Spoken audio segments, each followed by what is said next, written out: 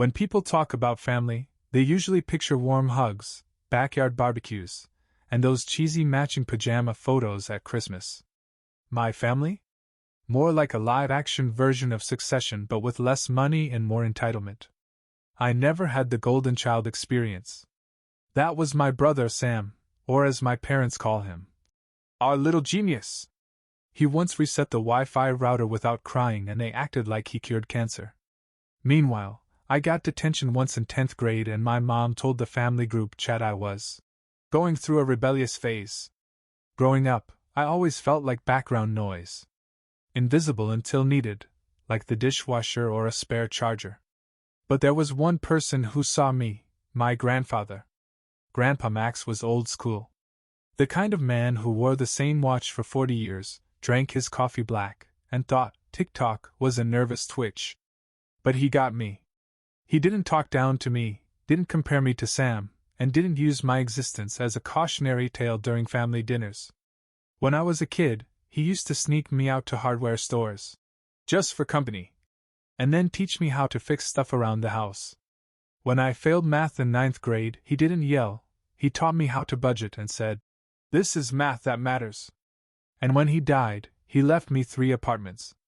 3. Not shares. Not partial ownership. Not held in trust. Straight up, fully owned properties. Because, as his will put it, I was the only one in the family who ever treated me like a human being and not a vending machine. Yeah. The will reading was the first time I saw my parents look stunned. It was held in a stiff little law office that smelled like lemon cleaner and generational trauma. My mom kept blinking like the lights were too bright, and my dad's jaw actually twitched when the lawyer said I'd inherited everything housing related. No mention of Sam. No. Share and share alike.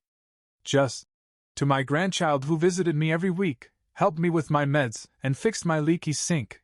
I leave the apartments on 5th Street, 12th Avenue, and Baker Lane. Cue the silence. Then my mom made a sound like a dying cat and said, "There must be a mistake." Spoiler, there wasn't. The lawyer, who had zero patience for nonsense, just tapped the document again and said, "Mr. Max Heller amended his will 6 months before passing. It's valid, notarized, and witnessed. No mistake." My dad turned to me, red-faced, and said, "You knew about this?" I shook my head. "Nope. I found out the same time you did." Which, by the way, was true. I had no idea. Grandpa never said a word. He just kept handing me screwdrivers and homemade soup until the day he didn't wake up. For a moment, the room stayed quiet. And then, as if someone flipped a switch, my mother whispered, "It's not right. You shouldn't keep it all. You need to share." Ah, yes. There it was. The entitlement crescendo. "You need to give Sam at least one of the apartments," she added, like she was offering me a friendly tip. "He's starting his business." "Right," I said slowly. "The business he keeps tweeting about but hasn't launched? That one?" My dad slammed his hand on the table. "This is family. You don't hoard from your family." I blinked. "You mean like how you hoarded Grandpa's birthday gift money every year when I was a kid?" Yeah, I went there. I was done playing polite. They didn't like that. After the reading, we all left in silence. But by that night, I'd received a delightfully unhinged group text. "Mom, we hope you'll reconsider and do the right thing. Dad, if you don't, we'll be forced to explore legal options. Sam, just give me 2 of them. You don't need all 3. Be fair." Yes, Sam. Be fair. Like when you crashed Grandpa's car and blamed me, and I got grounded for a month. My response? Nothing. I didn't reply. Not because I was scared, I just didn't want to waste words on people who only remember I exist when there's property involved. But that silence? That infuriated them. The next day, my dad showed up at my apartment uninvited. Pounded on the door like a debt collector. When I answered, he didn't even say hello. Just stared at me with this icy look and said, "Either give Sam 2 of the apartments, or we'll take you to court." I laughed. I actually laughed. I couldn't help it. And then? He slapped me. Full open hand, red cheek, old school soap opera slap. I didn't cry. I didn't yell. I just looked him in the eye and said, "See you in court, then." He didn't respond.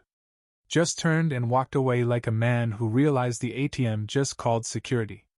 I closed the door, locked it, and finally, allowed myself to feel it all. The shock. The betrayal. The heartbreak. Then I picked up my phone and called a lawyer. Let the games begin.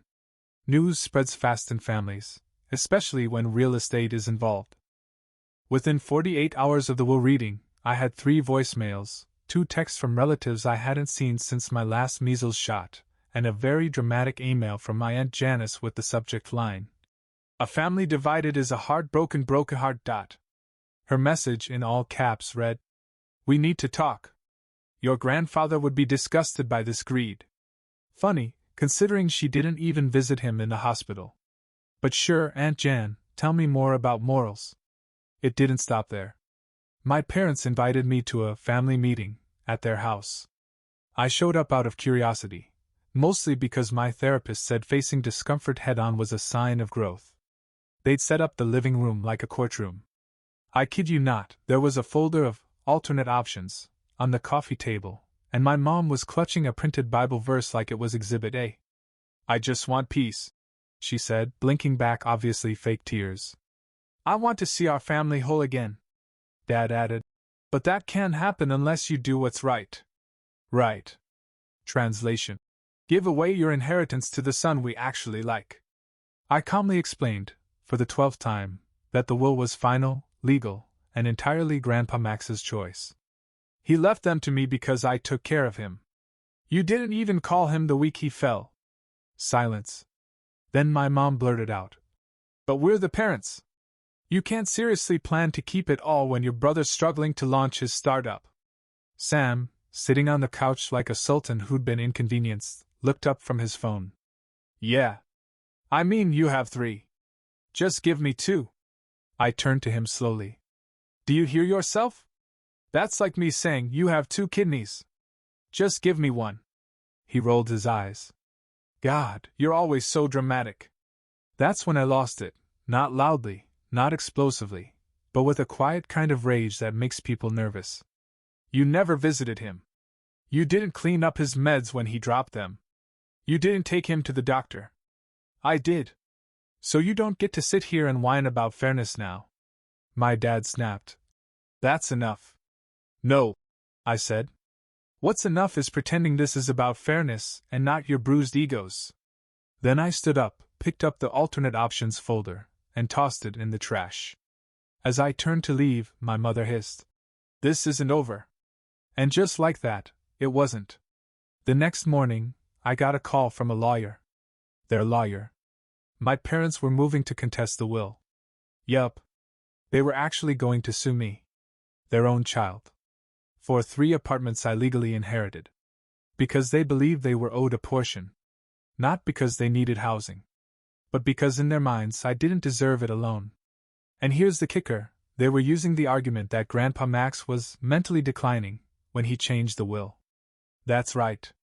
The man they once praised as sharp as ever was now, according to their legal team, not of sound mind when he gave me anything. So I did what anyone with a pulse and access to Google would do. I called my own lawyer. And she, bless her expensive, terrifying heart, said, "They're going to lose. That will is bulletproof. But you're in for a hell of a ride." I thanked her, hung up, and immediately got a migraine so powerful I had to lie down in the dark.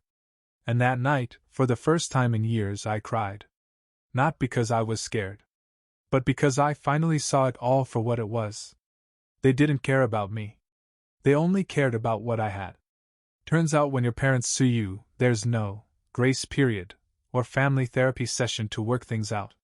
Just cold legal paperwork, delivered in a manila envelope with a stamp that might as well read, "Congratulations, your family's now a business transaction."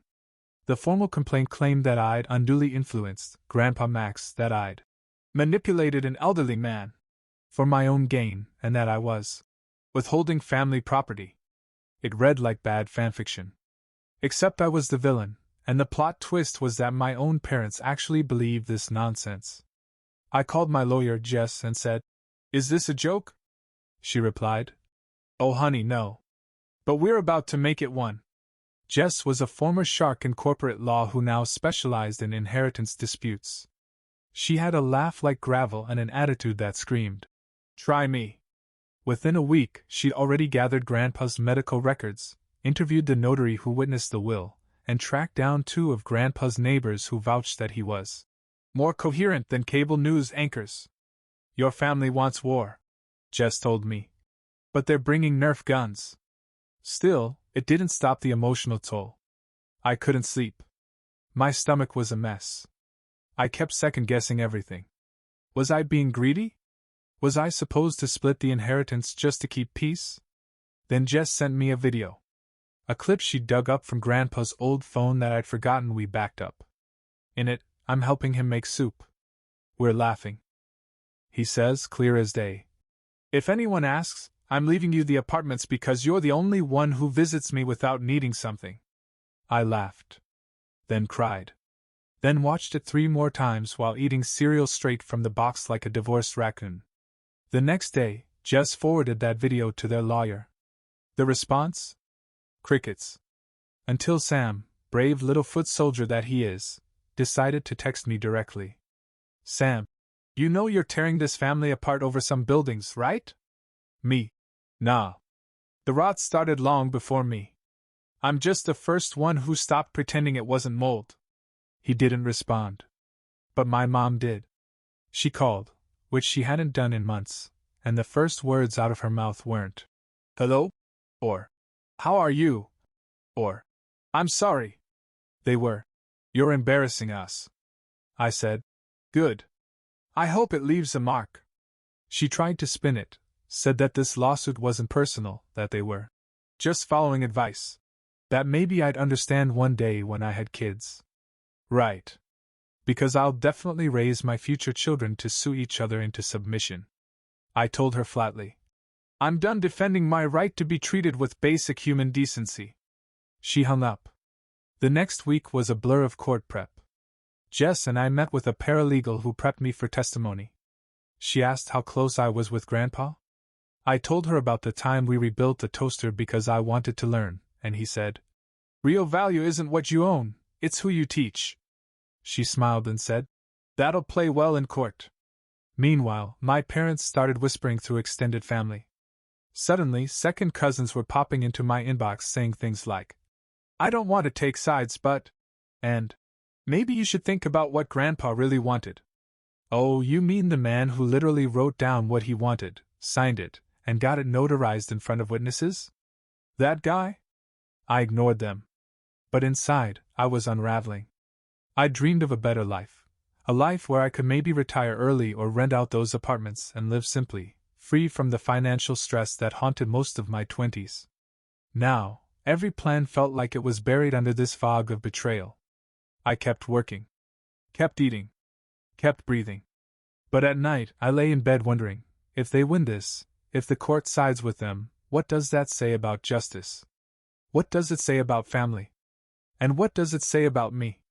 The courtroom looked exactly like every daytime legal drama: wooden benches, creaky floors, and a judge who looked permanently unimpressed. I walked in wearing my most responsible adult outfit: navy blazer, iron shirt, 0 pizza stains.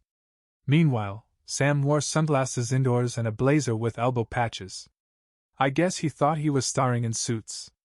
I sat beside Jess, who had a yellow notepad, 4 pens, and a facial expression that said, "These people are amateurs." My parents were already seated at the other table with their lawyer, a guy who looked like he practiced law out of a van. The moment I walked in, my mom refused to look at me. My dad gave me that blank, disappointed dad face, you know, like I just scratched his midlife crisis convertible. Judge Hernandez entered. She was sharp, direct, and radiated. "I will not tolerate nonsense before lunch." The proceedings began. Their lawyer, let's call him Mr. Discount Law, opened with a statement about emotional manipulation and unfair distribution of family assets. He even used the phrase blinded by affection. Jess stood up, cool as a frozen lake, and replied, "We have video, text, and multiple eyewitnesses that this was the explicit and legally recorded wish of the deceased. There was no coercion. There was simply honesty." Then came the witness portion. My mom took the stand and immediately started doing what she does best: perform. She sniffled, dabbed her eyes with a tissue that mysteriously never got wet, said, We just didn't know he changed the will." Then she dropped the line, "I always assumed we'd be taken care of. We're his children." The judge leaned in. "Did you contribute financially to Mr. Heller's care?" Mom blinked. "Well, no, but we visited." Jess cut in. "Your Honor, may I present the visitation logs from Mr. Heller's assisted care nurse?" She handed over the documents.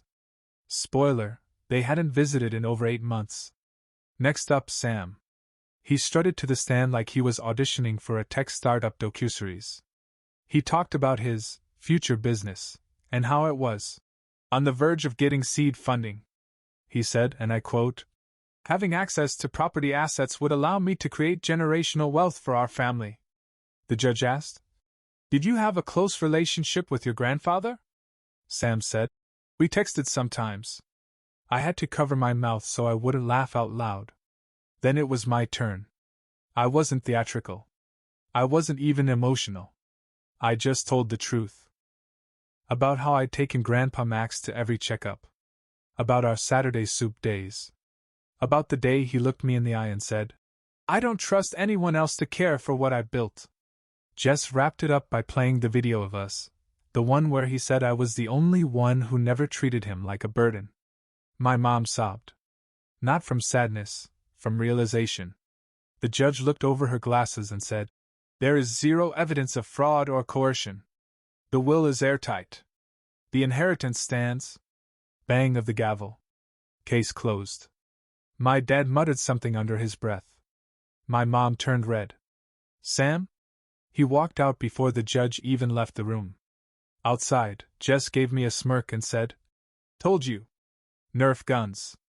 I stood there on the courthouse steps, exhausted and hollow. I'd won. But it didn't feel like a win. It felt like a funeral for whatever scraps of family I had left. The court win should have felt like the end. But it wasn't. It was just the end of the formal battle. What followed was a slow, desperate trickle of guilt, manipulation, and more family members crawling out of the woodwork like roaches after a power outage. I didn't go home and celebrate.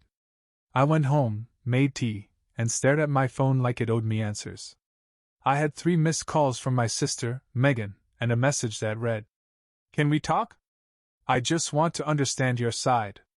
Right. My side. Like this was a petty misunderstanding over who borrowed Mom's blouse in high school. Megan had been MIA for most of this. She was always too busy, except for Thanksgiving, where she somehow always showed up just in time for pie and passive aggression. I hadn't heard from her in months. And now suddenly, she was curious? I ignored the first message. So she tried again. "I think it's cruel you're enjoying this. You're isolating yourself from the family that raised you." "Oh, now we're calling it raising?" "When I was 16 and needed a ride to my part-time job," she told me. "I'm not your Uber." When Grandpa Max was in the hospital, she said, "I don't do deathbeds." And suddenly I'm the selfish one? Then came the message from my cousin Julia, the family's unofficial gossip courier. "Hey, heard about the whole apartment thing. Just wanted to say I totally get it. But also, you could just give one to Sam. He's in a tough spot." Yeah. He's in a tough spot because he built a startup with no actual startup. I didn't get 3 apartments for fun. I got them because I earned Grandpa Max's trust. Still, I didn't answer. So Megan called. I let it go to voicemail. Her voice was syrupy with disappointment. "You're making this really hard, you know. I know Mom and Dad were wrong to sue. But come on. 3 apartments? You don't even need all of them." I nearly threw my phone across the room. That was the thing nobody seemed to get. It wasn't about the buildings. It was about choice. For the first time in my life, someone chose me. Not Sam.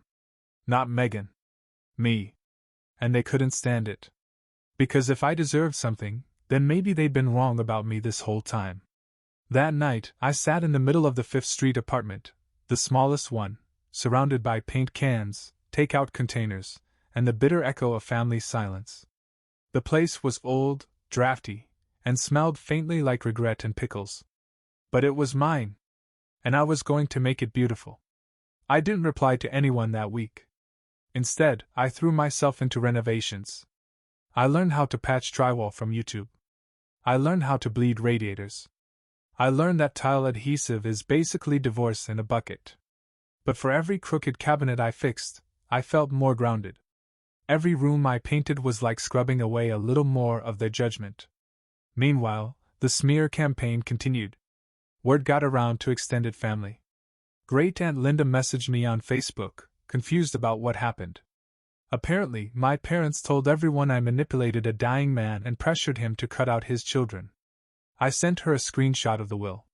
No reply. Then I got a DM from an old neighbor. Your mom said you forged the documents. Is that true?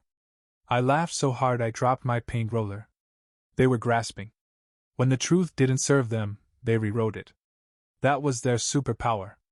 I considered holding a press conference just to read the will aloud, but I didn't. I just kept renovating. Kept healing. And slowly, my phone stopped buzzing. Silence returned. Not the lonely kind, the peaceful kind.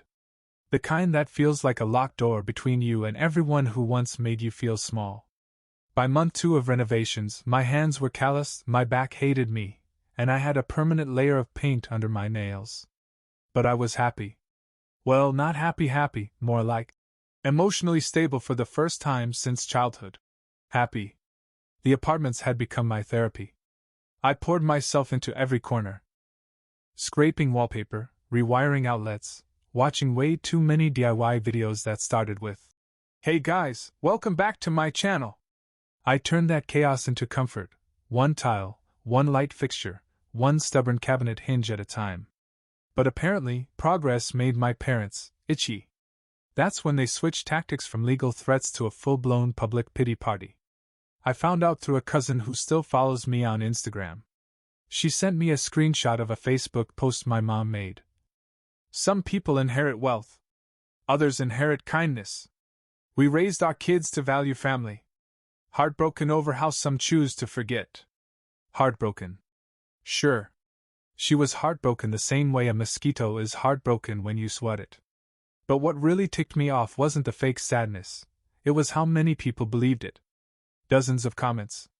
"Oh no, what happened? You raised your kids right, don't worry. Sometimes money changes people." Money didn't change me. They just never knew who I was when money wasn't in the equation. And because I didn't post screenshots of the will or film a TikTok tour of my emotional scars, they filled in the blanks themselves. That same week, my mom called and left another voicemail. She opened with, "You've had your fun. Are you done punishing us yet?" As if healing without them was an act of war. I saved the message in a folder labeled Delusional Archives. But here's the wild part, not everyone turned away. Out of nowhere, I got an email from my aunt, Dad's sister, who I barely knew outside awkward holiday dinners. Subject line: "I just heard everything. Can we talk?" I stared at it for 10 minutes. Then I opened it. It wasn't long. Just a few paragraphs. But it said more than I'd ever expected. She told me how she'd gone to visit Grandpa's old nurse, just to get the full story. How she learned about my hospital runs, grocery trips, and how I apparently once fixed the leg on Grandpa's favorite armchair with a spoon and duct tape. He called it MacGyver furniture. She said, "I believed your parents because they're loud. But now I know better. And I'm sorry." I didn't cry. Not right then. But I replied. We met for coffee the next week. Neutral ground. No surprise guests. She showed up with an old photo of me and Grandpa fishing. I was maybe 10, sunburned and beaming while he held a floppy, unimpressed trout. "I found this in a box your dad was going to throw away," she said. "I thought you should have it." That's when I did cry. It wasn't about the picture. It was the simple act of someone choosing to acknowledge what happened, without asking for anything in return. She didn't want an apartment. She didn't want to play therapist. She just wanted me to know I wasn't alone. That night, I hung the photo in the hallway of the Baker Lane apartment, right near the entry. Because it didn't just remind me of Grandpa. It reminded me of me, the kid who'd always been good. Even when no one noticed. Fast forward a year. The apartments were done. Renovated. Rented. Running like a well-oiled machine. I'd gone from dodging guilt-trippy voicemails to signing lease agreements and learning what the phrase, prorated rent, actually meant. Let me tell you, there's nothing quite like seeing passive income hit your account while sipping coffee in your own place. I wasn't rich, but I was finally stable. And peace?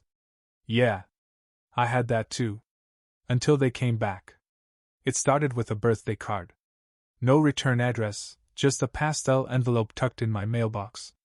Inside was a generic greeting card that said, "Families fight, but love remains." Scribbled at the bottom in Mom's familiar handwriting. "We miss you. Let's start over." No apology. No mention of the lawsuit. Just a gentle rebrand of betrayal as a little disagreement. I didn't reply. A week later, Dad emailed me from an account he clearly made just for the occasion. dad.sorry.now@gmail.com. The message was a single paragraph. "We've had time to think. Maybe we didn't handle things right. But your mother is struggling with her health, and it would mean a lot if you'd come see her. Family matters more than money." I read it 5 times. And then, like clockwork, Sam texted. "Sam, they're not doing well. Come on. Don't be cold forever." Forever? It's been a year since they dragged me to court and tried to erase the last thing Grandpa Max ever gave me. And now that I'm doing well, now that the apartments are profitable and I don't need them, suddenly I'm cold. I debated ignoring them. But Jess, my lawyer-turned-life coach, had a better idea. She said, "Sometimes, the best way to shut down liars is to give them the truth they can't spin." So I wrote an email. 1 message. Sent to all 3 of them. I didn't cuss. I didn't rage. I didn't guilt trip. I just reminded them of facts. That they never visited Grandpa during his final months. That they sued me, using false claims of mental decline that were disproven in court. That they publicly slandered me to family and friends. That they only reached out again once they realized I hadn't just survived, I'd thrived. I ended it with this. "You didn't lose your family. You gave it away. I'm not rebuilding something you chose to burn. Please don't contact me again." And I meant it. They replied, of course. Mom sent a dramatic 4-paragraph guilt storm about how parents make mistakes, how she was hurt too, and how forgiveness is divine. Dad didn't write.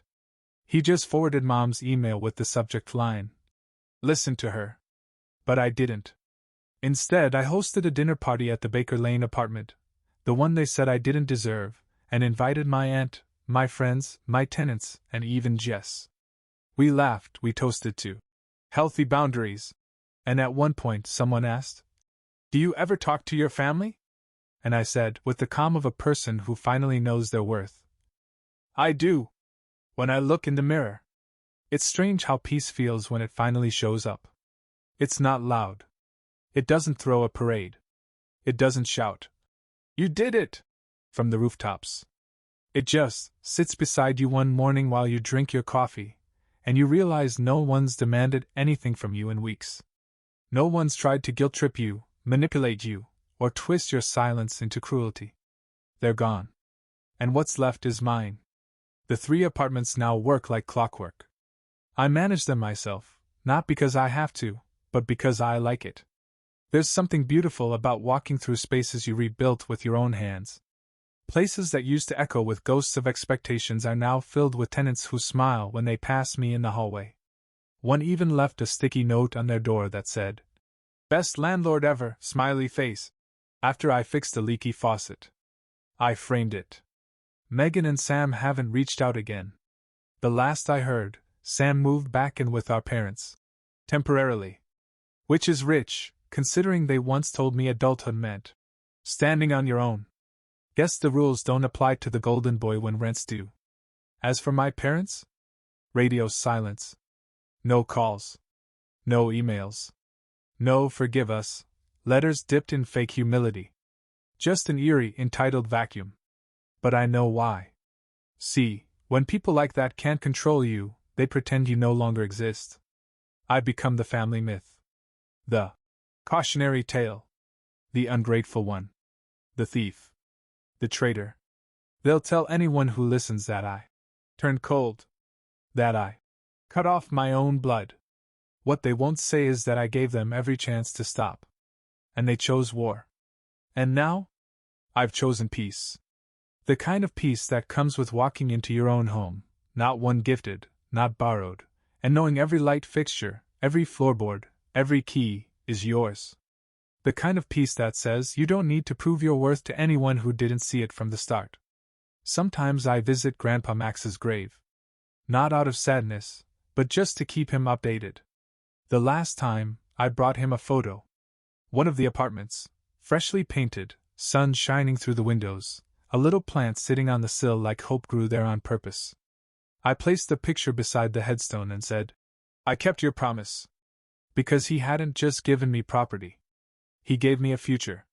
He gave me the truth, that love isn't proven by blood, but by who shows up when it's hard.